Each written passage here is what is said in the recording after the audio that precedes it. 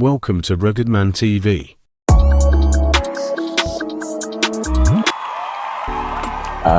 And trusting God for victory. Because if the president has an issue with you, I mean, who will bail you out? And I mean, we're quite young company that time. But the next morning, my lawyer sent his, and I learned the power of having good lawyers and big lawyers. They came to bail me the next morning. They didn't beat you, Sha? No. Nobody owes you. Nothing. You know, if I now knew that they treated me better, because when they picked me up, they want to pick somebody else up in Computer Village, and that one they beat him mercilessly, and bundled him into the car. So it was then I now appreciated that. No, that's why I said it was that presidential part. That was a bit lucky. So maybe that presidential talk. But they bailed me out the next morning, and then I mean, everybody has where their strength is. I remember, I was a trained digital marketer. I just did one article, how Jonathan sent DSS to arrest me. In 24 hours, millions of views. Some people say I accuse me as one of those who made Jonathan to lose. Newspaper, TV stations wanted to grab me, interview, they wanted to hear my side of the story. Of course, when I realized it was for their own agenda, I think I only took one station and I left the rest. But it went viral. And before you know it, the same guy who were talking woes me. Now, I got a call from the director himself. So when I got back to the DSS office, the same guys who were talking woes said, Egbon, into the company down. So only to enter the director's office, you politician, they were calling us from Aso Rock. I said, sir, who sent order from presidency? I said, that's what your people said. They said, no, we don't tell them what is. They said, we're just doing normal investigation, database investigation.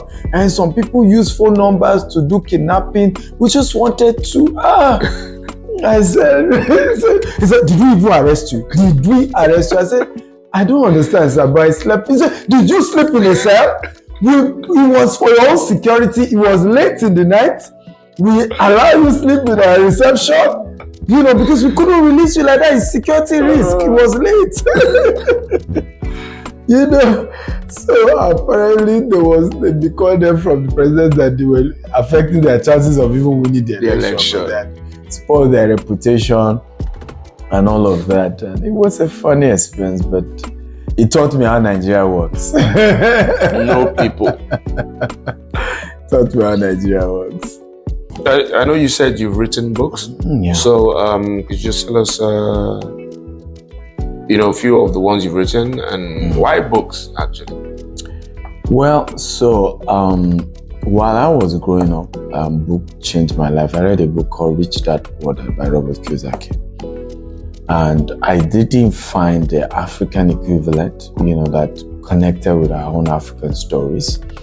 And I knew how important that was. And I knew how that book changed my life because it got me to understand how wealth works, how money works. And today, it's still the foundation for building wealth for me.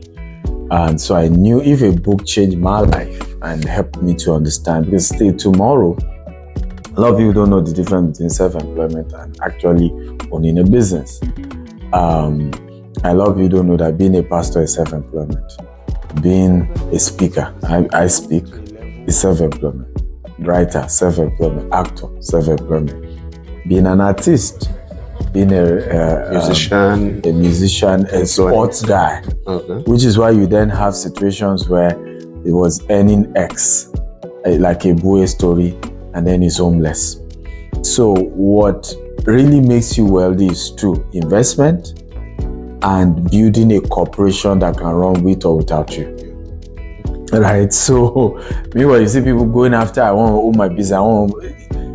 Even those who own their business, what really gives them financial freedom is when the business can run without them.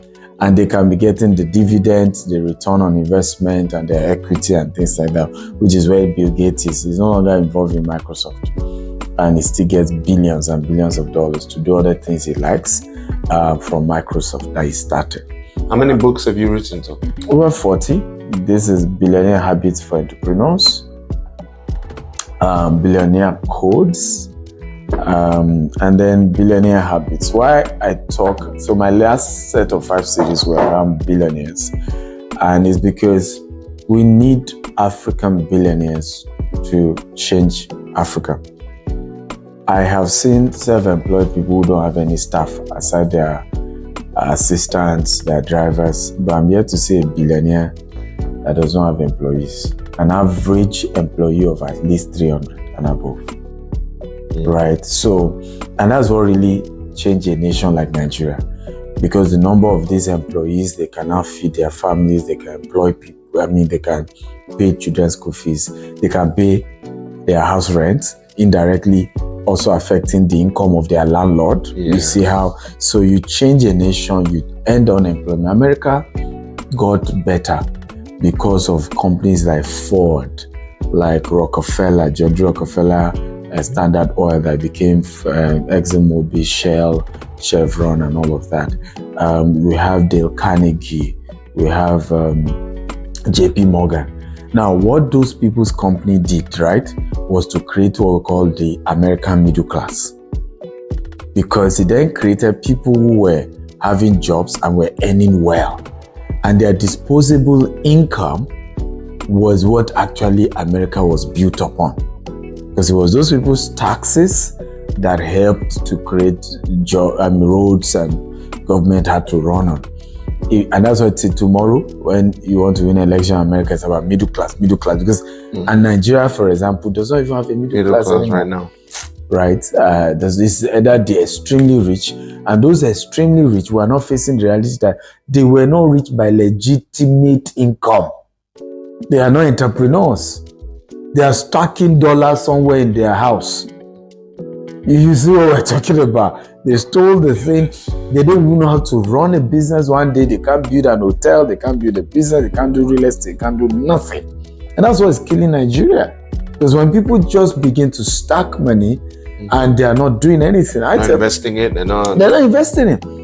There's a lot of corruption in America. America is a corrupt country as well. But the difference is that the money goes somewhere. The money is used somewhere. The money is not starch. It keeps running. And as long as that's what they call it, currency. So that money keeps running, then it's in the right place. So there's a lot we need to teach our people if we're going to, turn things around. If you were to be the Nigerian president today now, what would you do to help the economy, the situation we're in right now? I think the first thing I would do is to give hope. I've always said this, that I supported Peter Obi, but if Peter Obi had become president, we would still be in this problem. But the difference is that Peter Obi will have communicated better. He will have explained to young people why we're in this mess, what he's doing, because he will be bold enough to say, this is the mess I made. There's no more money. The country is bankrupt. And to come out, this is what we need to do. And people will believe him because he's not a member of the establishment. Right? So I think what the president needs to do, and that's what I would do if I'm president, is to say, yes, I've been a member of the establishment, but I didn't have any cabinet position. I didn't know things were this bad. And I promise you this, decision and your best interest, we needed to remove subsidy. We needed to do this, we needed to do that. That's number one. So I'll communicate more. I'll probably be on TV almost every day for the next 30 days because people need hope. Hope is important. Number two will then be to really look at tangible ways to palliative, real tangible. I'm not talking about things that don't even make sense. And I'll tell you one of the palliatives. Increase the minimum wage. Encourage private sectors to also see if they can, you can give tax incentive for increase in salary, right? To say, okay, any private sector that is increasing staff salary by maybe 50% will get X number of, reduction in their taxes. just to kickstart. Because again, you see me talking about middle class, right? You don't want to get more people into poverty and poverty and poverty.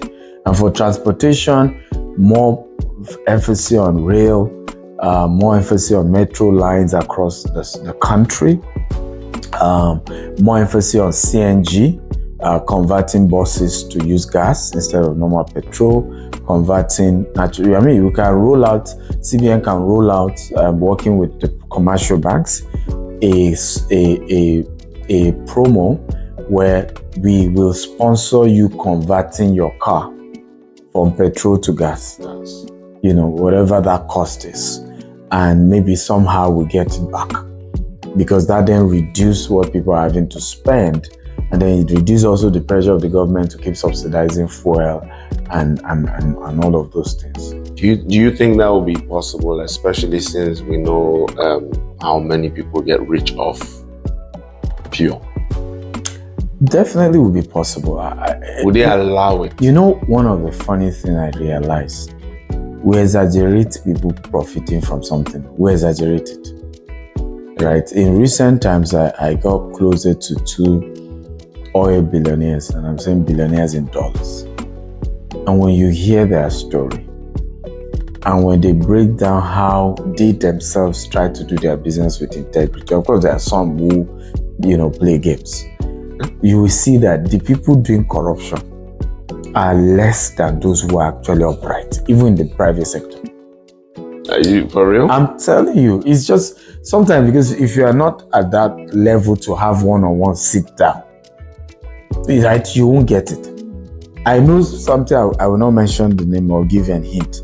Somebody in this government, very critical, was given $2 million cash in this new government and rejected it. You know, but if I mention that person's name, you will deny that. This one, you will collect the money, you will even finish it. You know, and again, I'm not even a supporter of the government. So for me to be telling you something that you know. So, but what we Nigerians know is that as long as I'm suffering, you can't tell me the guys causing it are good. Yeah. Right? And what am I trying to say? If there is a political will, Nigeria will change. The problem is that we've created a system. So I'll give you what one of them told me. He said when they were bringing petrol in, you know, if you say, okay, you bought this petrol from, I'll just give you an example, let's say Brazil, right? The people in NNPC who confirm the quality will say, you know what? We need to go to Brazil and confirm the quality of the crude oil you brought. And now you know that, first of all, for him to go to Brazil and come back will take him another 1 month. Meanwhile, every day your vessel is sitting down there and is not loaded. Okay. We're talking of hundreds of thousands of dollars. Some is $100,000 every day. So, my brother, will you not say, okay, let's leave Brazil? Okay, right? So they made the system, because the people in civil service and politics are not entrepreneurs. So they frustrated the system that you must give bribe, Charlie. Oh, Bieda. Well, so if the president is serious, right, and he takes the tough decisions, things will change. For example, this dollar issue, there is no way, you know, the CBN governor, nice man, we can't play nice to change Nigeria. Some people need to be arrested in their house with their house full of dollars. DSS needs to start going after people, start making research. Is when they feel the heat. Some bank MDs need to go to jail. And why will we, I've never heard of it in the world, take the responsibility of banks and give it to Bureau de Change? Who does that? Why can't I go to any bank with my Naira and get dollar in my account? Straight. Take dollar to the bank and change it to Naira in my account. Why can't we do that? Dear CBN governor, why are you not doing that? So these are the issues. You know, like a friend of mine will say, if it says that is happening because some people are actually benefiting from Absolutely. So no. why. Absolutely. And nobody's denying that. But what I'm saying is that these people are not as powerful. I don't know whether as you the CBN government. Yes, they're not. So now this brings me to when I'll say I blame the government for a lot of things. They will say, are the government not Nigerians? Yeah. And I tell them, yes, they are Nigerians, but the civilians are not the ones who are making the policies. They're not the ones in charge. So it's the Nigerians that are in charge that can make decisions that will affect everybody. They're the ones I'm blaming. I'm not saying they're not Nigerians, But anyways, Dr. Stephen, thank you very much. I don't want to take too much of your time. Thank you for having me. I hope even if it's by association, I become a billionaire too, because Why not? Yes, we're working towards. Why not? I think the knowledge is very key. I keep saying this a lot, particularly to people like you in the entertainment industry. The day you understand that entertainment as a business is self-employment, is the day deliverance comes.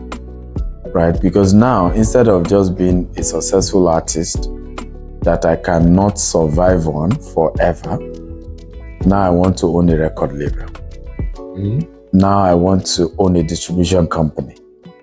Now I want to own, look at a clothing line. Yeah, look at Rihanna, right? With all the popularity, was not a billionaire. Floated Fendi. What became worth $2 billion or more, right? Same thing with Jay-Z. Same thing with Kanye West, right? It was Yeezy sneakers that got him the valuation of $3 billion. It wasn't his music. So it's when we begin to, because the knowledge is important, because sometimes the problem is we think is, okay, let me start a new company, let me do a new album, let me do a new disc. That's good, because that gives you fame. Using the fame is a vehicle, right, to now be able to push a company, particularly a company that can run on its own. And once you're able to structure it and it can run on its own, then you are rich for life. And that's really how, but the knowledge is the primary. I am Dr. Stephen Akintayo. Keep watching Ruggedman TV. Thank you. Thank you. Thank you for coming. Thank you. I appreciate it. Yeah, no problem.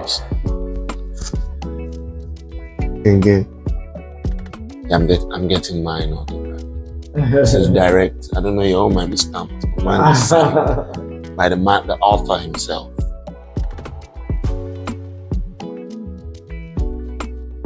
Thank you. Thank you. This is an award. Thank you very much. Welcome to Ruggedman TV.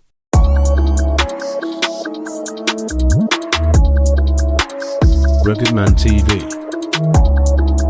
on YouTube and Facebook.